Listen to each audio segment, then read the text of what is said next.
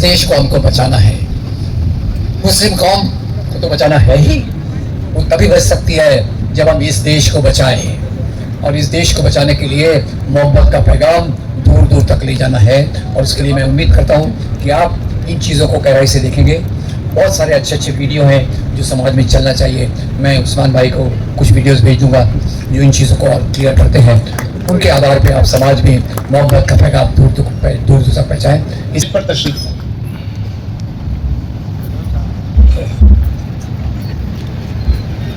मंच पर बैठे आदरणीय वक्तागण और प्रिय दोस्तों, और माफ़ कीजिए मुझे हिंदी और अंग्रेज़ी के सिवा दूसरी भाषाओं पर इतना ये नहीं है, तो मैं तेलुगु में बात नहीं कर सकूँगा। तो हिंदी मेरी जो भी है वो थोड़ी बम्बईया हिंदी फिल्मों जैसी है, तो उसको आप स्वीकार करके टॉलरेट कीजिएगा।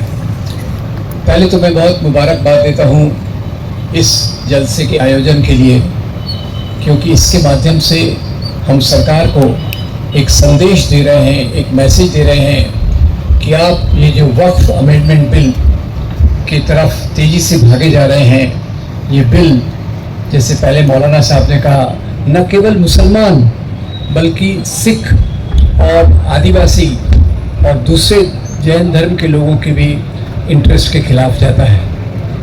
अब ये डिटेल्स तो आपको पता ही है कि वक्फ बाय प्रैक्टिस, और उसमें वक्फ बोर्ड में 2 गैर मुसलमान लोगों को डालना और इसका पूरा नियंत्रण कलेक्टर के पास जाना। कलेक्टर यानी सरकार, तो सरकार जो चाहे इतनी पुरानी ज़मीनों को जो वक्फ की गई है उन पर अपना कब्ज़ा कर सकती है। तो इसके लिए मैं उम्मीद करता हूँ, पहली बात तो हमारी जो आज की आवाज़ है ये ऊपर तक पहुँचेगी, और ये जमहूरियत, डेमोक्रेसी, लोकतंत्र है, इसलिए समाज की हर एक आवाज़ का बहुत महत्व है। और इसी के साथ साथ सुप्रीम कोर्ट ने भी इस पर एक रोक लगा के रखी है, उसका भी बहुत स्वागत है। उम्मीद करते हैं कि सुप्रीम कोर्ट जनता की आवाज़ और भारत के आईन, भारत के संविधान के अनुसार फैसला देगी, ताकि हम सब लोगों को बहुत राहत मिलेगी। अब इससे एक और सवाल आता है। सवाल ये आता है कि ये जो सरकार हर एक चीज़ इस बात पे करती है कि भाई हम गरीब मुसलमानों की भलाई के लिए कर रहे हैं। देखिए, कई बार आपने वो सुना होगा, हाथी के दांत दिखाने के और होते हैं, खाने के और होते हैं। और ये सरकार का वही रवैया है। ये कहेंगे कि हम गरीब मुसलमानों का भला करना चाहते हैं, वास्तव में वो मुसलमानों की जो सोशल प्रॉपर्टी है उस पर कब्जा करना चाहते हैं, ताकि मुसलमान लोग और गरीबी की गर्त में गिरें। मैं इस बात को मानता हूँ कि वक्फ का बहुत अच्छा इस्तेमाल होना चाहिए, ताकि समाज के सभी तबके के लोगों का उनको फ़ायदा मिल सके। इस्लाम क्या बात करता है? इस्लाम यही बात करता है कि हम सब में जो भाईचारा है, ब्रदरहुड है, उसको मजबूत की जाए। तो हमारी जो प्रॉपर्टीज़ हैं वो इसी भाईचारे के आधार पे समाज के सभी लोगों तक पहुँचे। ये इस्लाम की आवाज़ है, इंसानियत की आवाज़ है, और भारतीय संविधान की भी यही आवाज़ है। आज हम भारत के आईन, भारत के संविधान की बहुत इज्जत करते हैं, और थोड़ा मैं आप लोगों को निमंत्रण देता हूँ सोचने का। सोचिए कि लगातार ये क्यों हो रहा है। कभी वो कहते हैं कि हम ये ट्रिपल तलाक पे उन्होंने बिल लाया, फिर उसके पहले दूसरी चीज़ों पे बिल लाया, और जो भी ये सरकार कर रही है उस किसी भी फैसले से आम मुसलमानों का और गरीब मुसलमानों का कोई फ़ायदा नहीं हुआ है, बल्कि मुसलमानों की जो सामाजिक समस्याएं हैं वो पहले से लगातार बढ़ती जा रही है। और उनमें एक जो डर की भावना होती है, वो डर की भावना को और मजबूत कर रहे हैं। यहाँ मुझे गुरुदेव रविंद्रनाथ टैगोर की एक छोटी सी कविता की लाइन याद आती है, हे प्रभु तू मुझे ऐसी जगह पर ले चल जहाँ मेरा माइंड फ्री हो, जहाँ मेरा माइंड डर से मुक्त हो। और आज हमारा समाज ऐसी दिशा में जा रहा है जहाँ लगातार माइनॉरिटीज़ को, दलितों को, आदिवासियों को, स्त्रियों के बीच में जो डर की भावना है कि हम यहाँ सुरक्षित हैं कि नहीं, वो डर की भावना बढ़ती जा रही है। कहता हूँ कि समाज में जो हिंसा होती है, वायलेंस होता है, वो समाज में कितना डर पैदा करता है।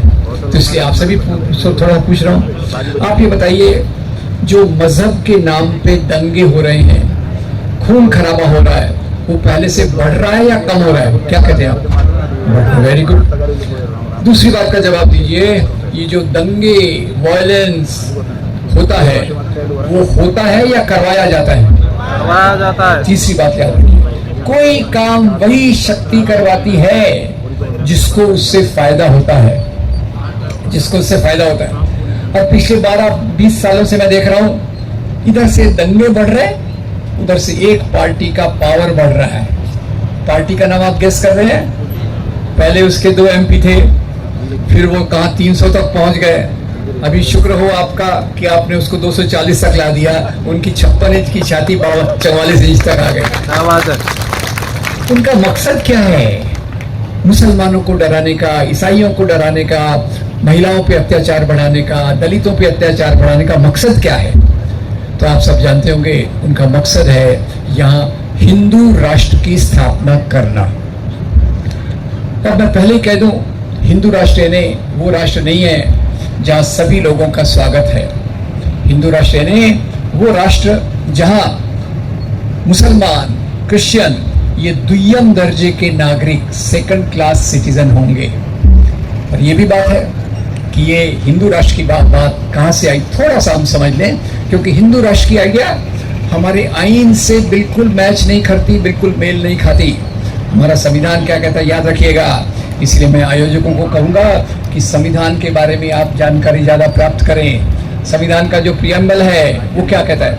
हम भारत के लोग, हम भारत के लोग यानी क्या, हिंदू या मुसलमान या सब, सभी लोग, हम भारत के लोग अपने आप को ये संविधान देते हैं जो हमको समता यानी बराबरी, स्वतंत्रता यानी हमारी मर्जी के हिसाब से काम करना, और एक भाईचारा, एक फ्रेटर्निटी का पैगाम दे। आज देखा जाए तो जो पार्टी ताकत में है वो इन तीनों चीज़ों का उल्लंघन करके एक ऐसा समाज लाने की तरफ काफ़ी आगे चली गई है। अब वो वक्त नहीं है कि भाई वो ऐसा करेंगे वैसा करेंगे, वो जो करेंगे हमारे सामने है। एक तरफ जो भाईचारा है, बहनचारा है, जो हमारा बंधुत्व है, फ्रेटर्निटी है, उसको कितनी गहरी चोट पहुंची है, कितनी गहरी चोट पहुंची है। मैं आपको 2-3 उदाहरण देता हूँ। सबसे लेटेस्ट उदाहरण, सबसे पावरफुल है। अभी हम खाते पीते हैं, खाने पीने का कोई मजहब होता है? रोटी का कोई मजहब है कि सबके लिए है? सबके लिए। शरबत का कोई मजहब होता है? नहीं होता। अभी एक बाबा जी आ गए, बड़े व्यापारी है, पहले कसरत सिखाते थे, उनको लगा कसरत में उतना पैसा नहीं है, कसरत सिखाने में उतना पैसा नहीं है, तो बहुत बड़े व्यापारी बन गए। कोरोना में आपको उन्होंने टैबलेट्स बेची, कोरोना खाओ, ताली बजाओ, ये सब करो। अभी उनका पेट उससे भी नहीं भरा, तो बोले ये शरबत जो रूह अफ़ज़ा है ये तो मुसलमान शरबत है, आप ऐसा शरबत पीजिए जो हिंदू शरबत है। अब शरबत में भी उन्होंने भेदभाव कर दिया, तो इससे निकम्मी, गंदी, घृणात्मक बात कोई हो ही नहीं सकती। मैं देखता हूँ हमारा मुल्क सदियों से है, और सदियों से यहाँ हिंदू, मुसलमान, क्रिश्चियन ये सब प्रेम से, मेल जोल से यहाँ रहते आए हैं, प्रेम से और मेल जोल से यहाँ रहते आए हैं। हम अच्छी बातों से ही शुरुआत करते हैं। अब इन्होंने बातें निकाली। अभी हमारे मैं महाराष्ट्र में रहता हूँ, और वैसे तो पूरी देश की खबर लेने की कोशिश करता हूँ। महाराष्ट्र में एक फिल्म आई थी, छावा फिल्म बताती है कि औरंगजेब कितना क्रूर था, कितना भयंकर था। वो जबरदस्ती से संभाजी महाराज को मुसलमान बनाना चाहता था, उसने हिंदुओं के मंदिर तोड़े, जबरदस्ती से इस्लाम फैलाया। मुझे बहुत अफसोस हुआ। अफसोस इस बात का नहीं हुआ कि ये एक फिल्म आई है जो इतनी गंदी फिल्म है, वो ऐसे भी जिसको अंग्रेजी में कहते हैं जिसमें सुंदरता बिल्कुल नहीं है, एक बहुत क्रूर गंदी फिल्म है, वो ऐसे भी जिसको अंग्रेजी में कहते हैं जिसमें सुंदरता बिल्कुल नहीं है, एक बहुत क्रूर तरीके से 40 मिनट तक घृणा की बातें बताई गई हैं। जहां हमको मोहब्बत की बातें फैलाना चाहिए, वहां ये फिल्म केवल घृणा की बातें करती है। तो खैर, मैं फिर इनका जो आरोप है औरंगजेब के बारे में पहले वहीं से शुरू करता हूँ। अब औरंगजेब को एक क्रूर मुसलमान बादशाह के रूप में बताया गया। आपको यह भी बता दूं कि भारत में जितने भी मुसलमान राजा हुए हैं, ज़्यादातर राजाओं के जो सिपा सालार थे, सलाहकार थे, वो बहुत सारे हिंदू भी होते थे। ख्याल कीजिए इस बात को, हिंदू राजाओं के मुसलमान सलाहकार, मुसलमान राजाओं के हिंदू सलाहकार, और उसको हमको बताया गया ये मुसलमानों का राज है, ये हिंदुओं का राज है। दोस्तों याद रखिए, राजाशाही में लोगों का राज नहीं होता। राजाशाही में केवल राजाओं का राज होता है जो खुद के काम के लिए आगे बढ़ते हैं। और उसमें इन्होंने क्यों किया ऐसा, धर्म का रंग क्यों डाल दिया राजाओं में? तो आपको याद दिलाना चाहता हूँ, अंग्रेज ये पहले शासक थे। याद रखिए, भारत में बहुत लोग आए, शाक, हूण, फिर खलजी वंश, गजनवी वंश, आखिर में मुगल वंश, बहुत सारे लोग आए। पर मुझे बताइए, भारत की संपत्ति औरंगजेब या बाबर, भारत की संपत्ति औरंगजेब या बाबर यहां से लूटकर बाहर ले गए क्या? Yes, no? यहां राज किया, यहीं मरे, इसी मिट्टी में खाक हो गए, इसी मिट्टी में वो दफन है। उन्होंने भारत की संपत्ति बाहर नहीं ले गई। तो संपत्ति हमारी किसने ले गई? वो ब्रिटिश हुकूमत, अंग्रेज, जिसके बारे में ये सरकार ज्यादा बोलती नहीं है। उनके बारे में तो उनके चरण स्पर्श करती रहती है, उनको बोलती है हुजूर आला आप बहुत अच्छे हो, हमको पेंशन दे दो, माफी दे दो, छोड़ दो। अंग्रेजों के खिलाफ कोई आवाज नहीं। ज्यादा उनका गुस्सा मुसलमानों पे, क्रिश्चियंस पे और मुसलमानों पे गुस्सा क्यों? क्योंकि कोई भी राजनीति जो चलती है, तो मैं आपको 1857 की क्रांति के बारे में लाना चाहता हूँ। आप याद कीजिए, थोड़ा दिमाग को खुजली करके याद कीजिए। आपको याद है 1857 में अंग्रेजों के खिलाफ बगावत हुई थी? Yes, no? उसका लीडर कौन था? कोई नाम बताए। 1857 की बगावत का लीडर कौन था? बहादुर शाह जफर। और मजे की बात यह है, अभी ये लोग जो औरंगजेब का पोस्टर फाड़ने गए थे, तो औरंगजेब के नाम पे पहली स्वतंत्रता संग्राम के नेता बहादुर शाह जफर का फोटो फाड़ दिया। उनको समझते नहीं है बहादुर शाह जफर कौन है, औरंगजेब कौन है। खैर, बहादुर शाह जफर, उनके साथी कौन थे?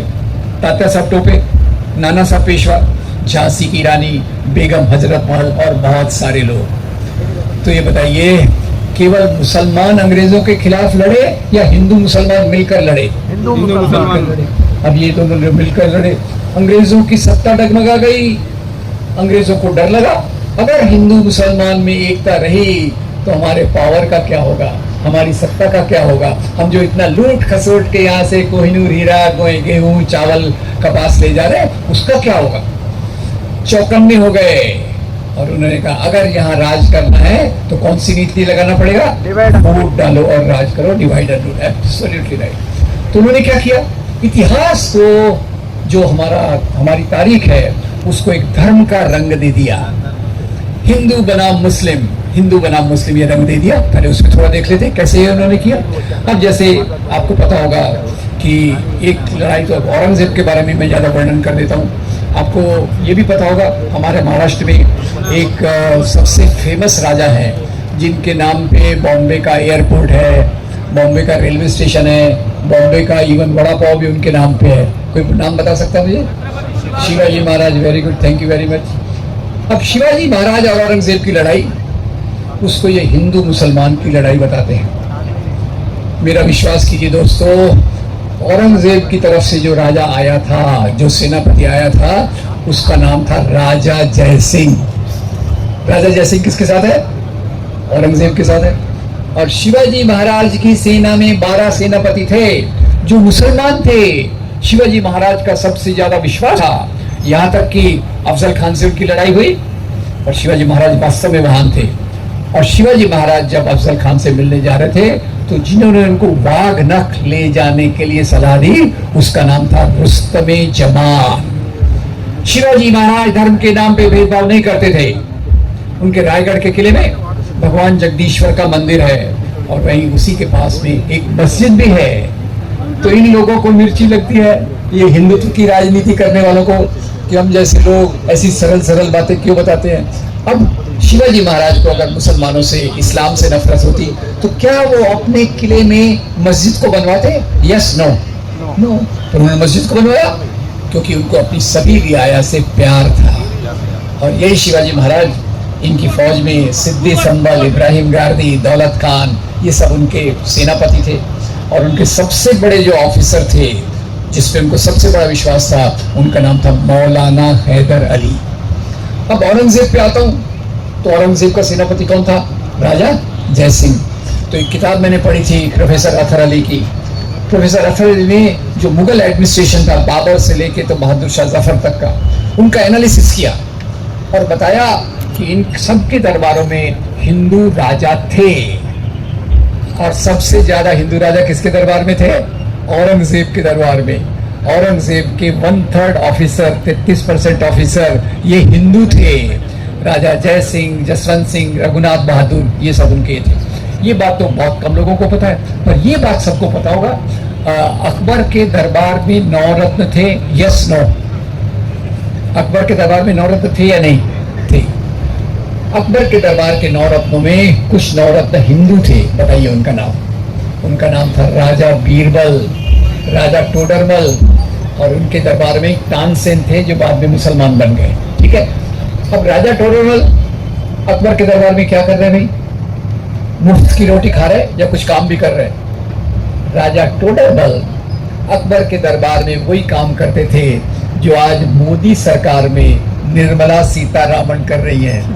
अच्छा कर रही थी, बुरा कर रही मुझे पता नहीं, पर ये वो महिला थी, ये वो काम राजा टोडरमल करते थे। तो ऐसा पूरा मुगल प्रशासन का मैंने देख लिया। और एक सबसे बड़ा, ये हिंदुत्व की राजनीति वालों को ये भी नहीं पता कि हमारे हीरो कौन होना चाहिए। आजाद भारत में जहाँ आईन लागू है, संविधान लागू है, हमारे हीरो कौन होना चाहिए? तो मेरा कहना है हमारे हीरो वो लोग होना चाहिए जिन्होंने ब्रिटिश हुकूमत के खिलाफ विद्रोह किया। वो भगत सिंह हो, चंद्रशेखर आजाद हो, भीमराव बाबा साहब अम्बेडकर हो, महात्मा गांधी हो, सुभाष चंद्र बोस हो, ये मेरी क्या मान्यता है। और उनके लिए क्या है? उनके लिए जो है वो अपने हीरो को किसको मानते हैं? शिवाजी महाराज और राणा प्रताप।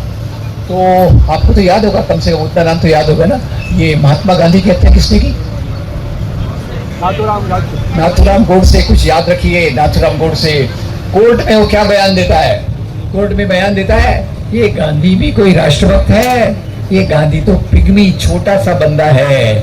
हमारा वास्तविक राष्ट्रवादी तो राणा प्रताप है, शिवाजी है। इतनी शर्मनाक बातें ये कहते हैं। राष्ट्र का प्रतीक वो ही हो सकता है जिसने अंग्रेजों के खिलाफ आंदोलन किया, केवल मुसलमान राजाओं के खिलाफ आंदोलन किया, लड़ाई की, उसको हीरो बना रहे हैं। और उसमें भी कितनी गलती है देखिए।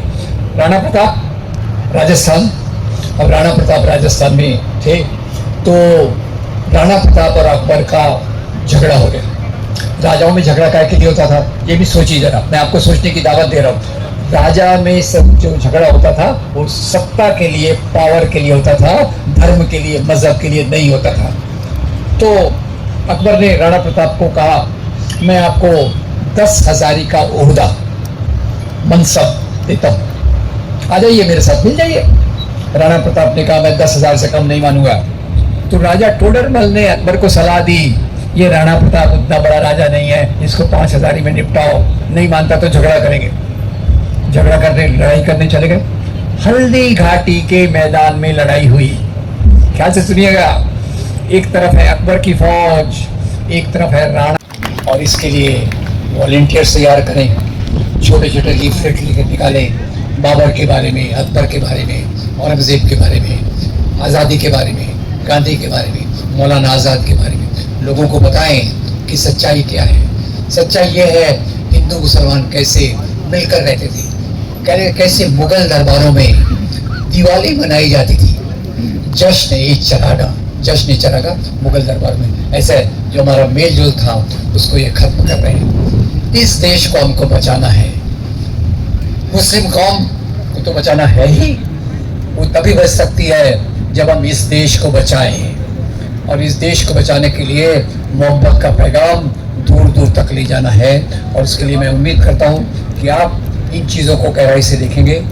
बहुत सारे अच्छे अच्छे वीडियो हैं जो समाज में चलना चाहिए। मैं उस्मान भाई को कुछ वीडियोस भेज दूंगा जो इन चीज़ों को और क्लियर करते हैं। उनके आधार पे आप समाज में मोहब्बत का पैगाम दूर दूर तक पहुँचाएँ। इसी बात के साथ मैं अपनी बात समाप्त करता हूँ। बहुत शुक्रिया।